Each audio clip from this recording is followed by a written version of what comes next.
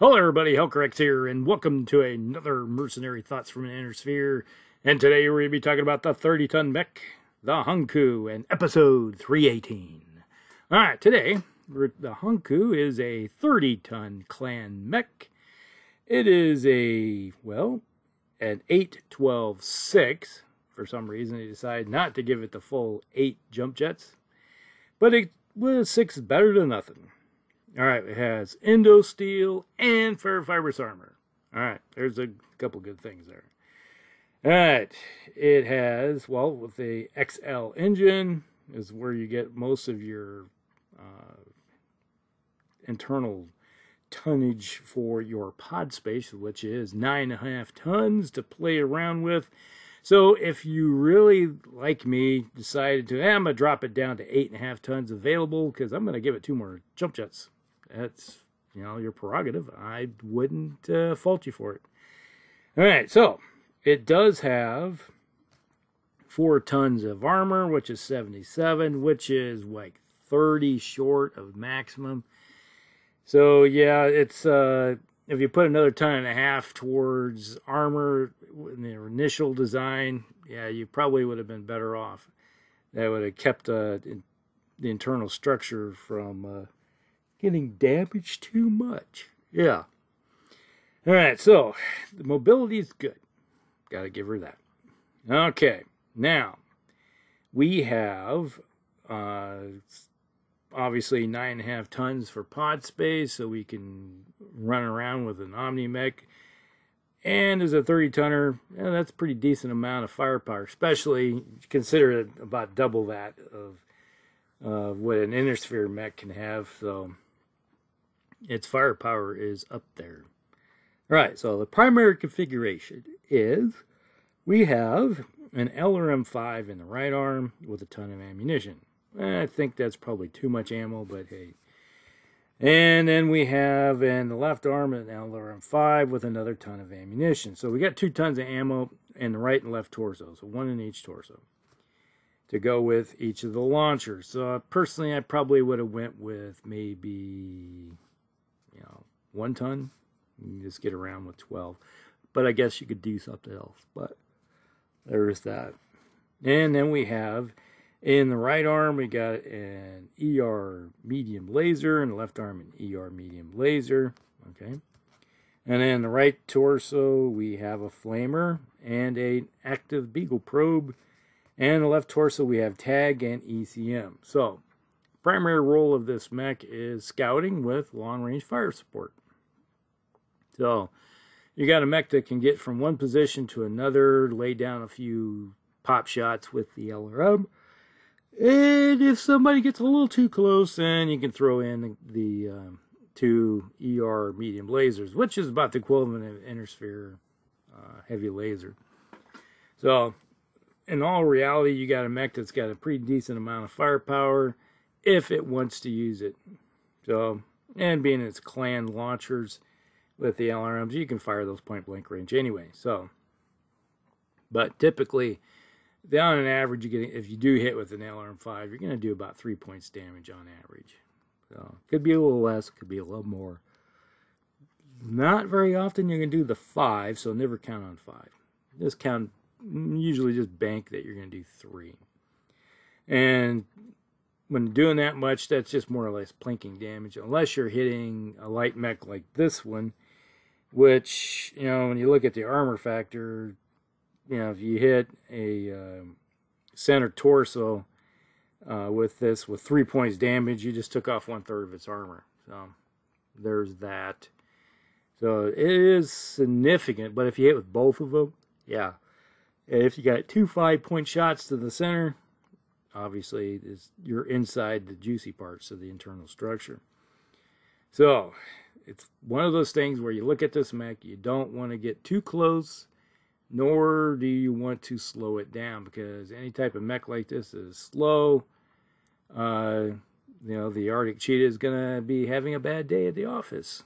So keep it moving, keep it mobile, and try to get your mods as best as possible, trying to get as close to 4 mods all the time. So that's kind of how I would roll with this mech. And that's what I've done in the past. So, yeah, just keep it moving. Now, with the other configurations, the flamer, good for basically taking out infantry, your basic unarmored up, the standard infantry, you hit it with a flamer, you're going to know you're there. You're going to take a bunch of them out. They may do some damage to you, but they'll know that, yeah, the flamer's there. Then we have the active probe, which is good for finding said hidden units like infantry, etc., or just looking for those hidden tanks. And then tag, obviously the tag's useful because then you can tag for follow-on artillery on a unit, you know, all the good stuff that tag's useful for. Then ECM is the Cape Artemis, or those nasty little pesky Intersphere C3 systems, shutting it down. And that's primarily how we've used those systems, is that, especially if you're playing at any type of major game, it's like, oh, the other side, usually by the time this mech's around, there's a prevalence of C3 systems, which really helps take down the Intersphere, well, not the clan's advantage for long-range weapons, because now you're shortening the gap. So that's kind of how we always roll with the C3 system. Now, there've been all kind. Obviously, when you got 9.5 tons of configuration space with your pod space there, you know, there's going to be a few standardized configurations. So the primary version obviously had the 2 LRM5s, 2 ER medium lasers, and a flamer, tag, and ECM, and active probe. So yeah, that's always a decent thing. Now, configuration A, we're looking at a, this was put together by a Clan Steel Viper, adds a small pulse laser and a pair of Streak 6s to the flamer. Alright, so battle value, the prime is running around a little over 1,300, and then the A is looking at a little over 1,100 battle value, which isn't bad. It's not too expensive when it comes to clan mech. Now, the A configuration, pair of streaks, and then a small pulse laser and a flamer. This is going to be one of those mechs that, you know, it could work in harass. Either version of this would be good for harassing battle infantry, battle armor. So, yeah, doing some plinky damage to them. Let them know that you're there. You're not going to probably kill anybody with it, but if you got a bunch of star mates running around, yeah, they can do the job.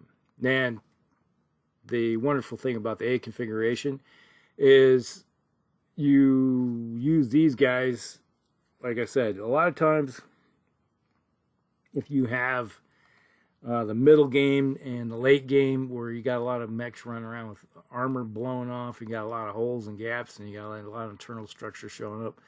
You rush one of the A configuration ones in with a pair of streaks, yeah, and you hit with both, that's 12 potentials to get some crits off. Yeah, they're only 2-pointers, but yeah, you're crit hunting. That's the whole purpose of it.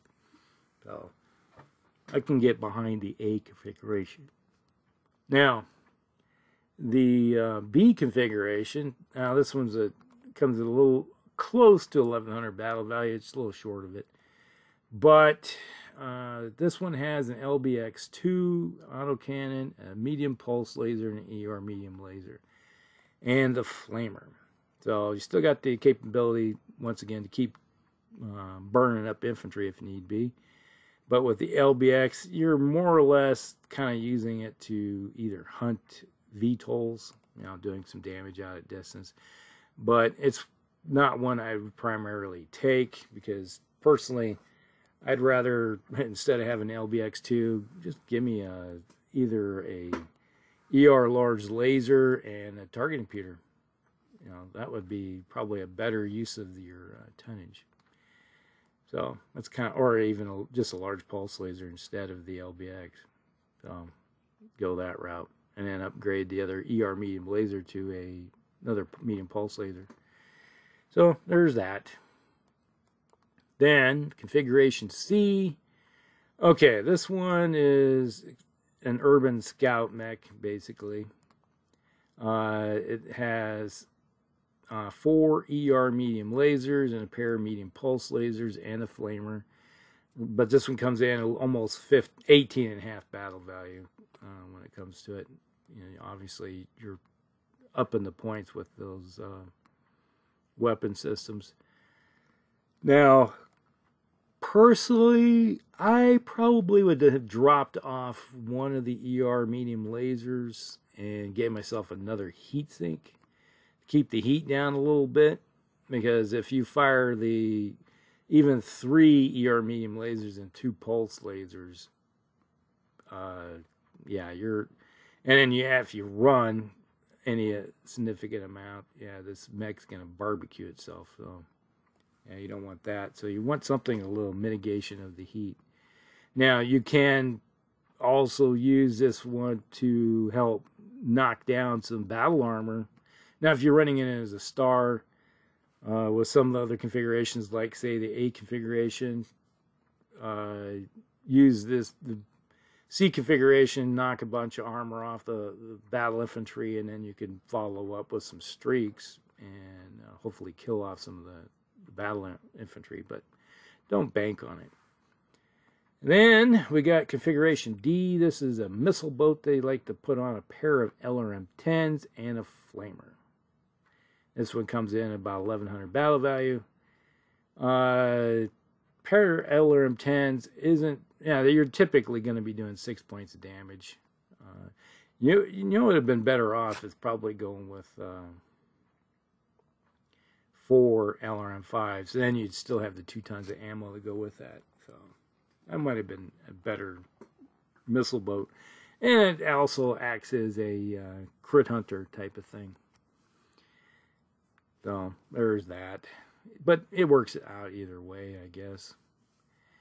And then configuration E. All right, this one carries 2 machine gun arrays with 3 light machine guns in each primary weapon systems, a flamer, and a B-pods on board, and it also carries 2 medium pulse lasers. Comes in around 1,100 battle value. Yeah, this would be, it's kind of like the anti-infantry mech configuration. So with the flamer and the 2 light machine gun arrays, and then just to take care of harder targets, yeah, you got the 2 medium pulse lasers, but you don't have much range with it. So this could be kind of a anti-infantry hunter-killer type system. And you're not going to do much against battle armor for that matter. But yeah, I always like to say it threatens battle armor. But to use your B-pods, yeah, about that. I don't want to bank on that. And then the best way to take care of battle armor, just don't get close. Pummel them from a distance. Or use your tag system and call in some artillery on them.